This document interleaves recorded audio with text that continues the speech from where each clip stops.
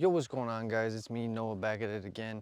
This time, I decided to switch it up a little bit. Actually come up with a few memories of like times where I actually felt like my life was in danger when it came to some cool animal reptile adventures. I've been fortunate enough to have a lot of very rare, exclusive interactions and adventures with animals, snakes, crocodiles, alligators, sharks, so on like that.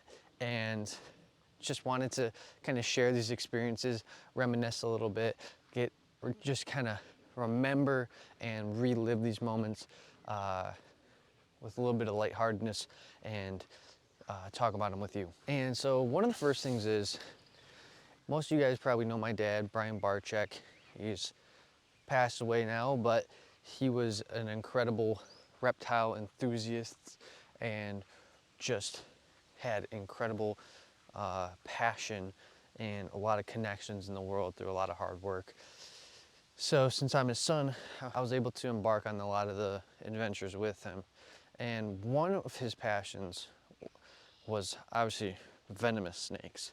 Now, me, I was not as gifted with, let's say, the passion for the snakes as he was. So I was a little more standoffish when it came to the venomous snakes, because I'm like, you know what, man, I don't really feel like risking my life for a snake. But my dad was the complete opposite, and he was just like, if I can risk my life for a snake, I'll do it every time. He thought that he was gonna pass away from cobra bite, a pure white cobra bite, king cobra. And he always talked about that was like one of his nightmares that he had, was that he would get bit and pass away from from a white king cobra. So he was always drawn to actually going, and if there was ever a white cobra that was hatched or born or found, he would always make it an effort to go out there and actually interact with those cobras. So weird. So he's trying to make the nightmare a reality. So anyways, Taco, from a guy named Dev here in Michigan, he has this king cobra named Taco. Gorgeous cobra. It's genuinely like orange. It's a king cobra, but it's orange. And it is the most beautiful king cobra I've ever seen. And very, very tame king cobra as well. So my dad was like, all right, let's do this. Don't remember if it was 50-hour, 24-hour, one of those challenges with the king cobra. So Dev comes out, and since it's a pretty chill king cobra, we do this video. But part of the video my dad wanted was obviously us holding it. And somehow he convinced me to hold a king cobra. And I could be making this stat up, but I'm pretty sure an adult king cobra has enough venom to kill an elephant. I'll fact check that. I'm pretty sure that's true though. And although this experience with the cobra wasn't inherently dangerous because the animal was a very chill temperament, I did end up holding it with, I don't believe I had a hook. I think I just free-handed it and actually held the king cobra with two hands.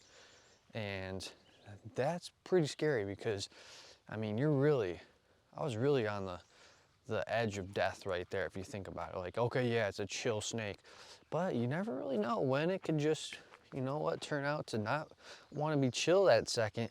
And with that amount of venom pumped into you, you're pretty much gonzo. Now, sticking on the main topic of venomous snakes here, there's a couple other kind of like memories that come to my mind when it comes to like handling venomous snakes. And honestly, we were in Florida for this one, and we were at Robbie Kezi's place. And if you don't know Robbie Kezi, he's pretty crazy. And he's pretty crazy in a good way. And my job for my dad was, I would run a lot of the social media. So I was taking videos with the vertical videos for like Instagram and TikTok and YouTube shorts and all that stuff. And part of that was me, we're filming this venomous snake collection down there, and Robbie Kezi literally has this baby king cobra, and he is like bringing it close to me. And like the snake is literally striking. It's a baby snake, so it's like already scared, but it's a venomous snake and it's literally striking at my phone. I keep like backing up, but Robbie keeps getting closer and closer. Like he's like trying to get the shot where it's like striking the camera, but my hands are right there on the phone. And that was honestly, I remember after that, I was like terrified. I was like, dude, like I was what felt like inches away from death. It was probably further, but it felt like inches away from death, or at least being severely hurt. And I remember, I just remember that time I literally was like talking to my dad. I'm like, dude, Robbie's crazy, like literally. But you know, I had a lot of those experiences, as I mentioned. Like, I was one of the camera guys for my dad's YouTube channel for a while, and about 7 years before he passed away. And we did a lot of venomous snake videos. And as the camera guy, you know, camera guy never dies, so there is that luck on your side. But a lot of times filming venomous snakes very close, trying to get that perfect shot, you know. And although I never really felt that much in danger, I mean, these venomous snakes are really no joke. And definitely was on the verge of death multiple times with those. Another one, I've told this story a couple times, but it just always blows my mind how close I was to watching my dad get eaten by a crocodile, him teasing it, couldn't see the crocodile in the water, has a bunny rabbit tapping on the water, and all of a sudden this massive crocodile just comes sprinting out of the water, charging him, and my dad's teasing him, literally inches away from getting his leg ripped off, dragged into the freaking water, drowned, and eaten alive by a freaking crocodile, because that's just what they do. They're just complete savages, and they do not care at all. They'll just straight up just eat you. And thinking about that, like how close of a near-death experience that was, like, dude, anybody that works with crocodiles, like Crocodile Kyle or Gatorland or whoever like that, there's plenty of other people, they're actually just insane people. Like, these are genuinely dinosaurs just out there. And it's one thing with like a snake, like a venomous snake, like it'll bite you and kill you, but it's not gonna eat you. Whereas these crocodiles, like, they will just eat you. And that is the most terrifying thing. Same thing with like big cats. Like, I think tigers also, yeah, they like kill and they eat people. And like, dude, who wants to freaking get eaten by an animal? Like, it's one thing to die, but to actually get eaten by an animal is insane. Kind of on the same topic of getting eaten by animals, you know, I'd say on the verge, you know, everything went fine and I didn't feel scared, but Gabby and I, we actually went down to Florida. We met up with Max Strong. Shout out Max Strong, that's the homie. And we went shark diving. And it was insane. I remember we're taking the boat out. We're just driving. I don't know where we're going. We're just going out into the ocean. All of a sudden the boat stops. And I thought we were gonna like wait a while and try to like see a shark or something. But the guy's literally like, all right, put on your stuff, jump in the water now. I'm like, jump in the water now? We just like stopped here. I swear, when we jumped in, I remember the captain and the other like main leader there saying that that was the most amount of sharks that they had like all season.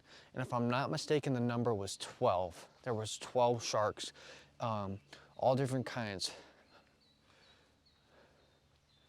All different kinds of sharks. It wasn't just one like type of shark. It was multiple different types of sharks. And it was really cool because outside of the boat, I was scared. I was like, oh my God, there's freaking sharks in this water. But they just told us, like, they view us as predators in the water. If you make eye contact, they go away. And jumping in that water, there was just a sense of peace. Even though they're getting chummed and they are eating in front of us and they are coming super close, but you just keep eye contact and then they just turn away. But you have to keep constantly turning around because they will try to come up behind you, which was pretty freaky. But right when you make the eye contact, they turn away. Very bizarre. I guess, I don't know if that's a feature of being like an ambush predator. I'm also gonna look that up. I'm not sure if they are, but they might be. Where the eye contact just throws them off, like, oh, I'm spotted, gotta dip out. But that was one of the most peaceful adventures of my life. It's inexplicable how you can be in a water with sharks and feel such a serene peace when you're next to these beautiful creatures, but they do have the potential to eat you. I wanted to pop in and share a couple of these stories because it's always good to look back and reminisce on adventures with my dad, because although that shark diving was not with my dad, it was, I never would have met Max Strong without my dad. And I kind of touched on this a little bit before, but knowing that certain adventures are not going to be possible anymore because he is not with us, that's there's that saying, oh, bittersweet, but this is just bitter. There's no sweet to it, There's no sweet to it. Now, there's just so much. I have a list on my phone of places where my dad wants us to go and wants me to experience some of his favorite places that he ever went to in the world, which, hopefully one day I'm financially in a spot where I can actually go out and do that, I was blessed to have a dad and family where, worked hard and was able to have financial freedom, and they blessed me with a lot of cool experiences and adventures and going to places that a lot of people can't go. And now I've turned into the quote a lot of people, where now I don't know how I'm going to become financially free and hopefully be able to do some more cool adventures like that, but hopefully one day I'll be able to do that stuff again. As for now, we're toughing it out and we'll see what happens. But that's why it's good for me to look back and be like, damn, like, I had a lot of fun memories, and God willing, I'll have some more so I don't just have to look back. But that might just be the case. Again, drop some comments down below. Let me know what some of your guys' favorite memories of watching my dad do his crazy stuff on the vlog is. And also, if you guys had any close near-death experiences, drop those down in the comments too. That'll be entertaining. That'll be entertaining to read.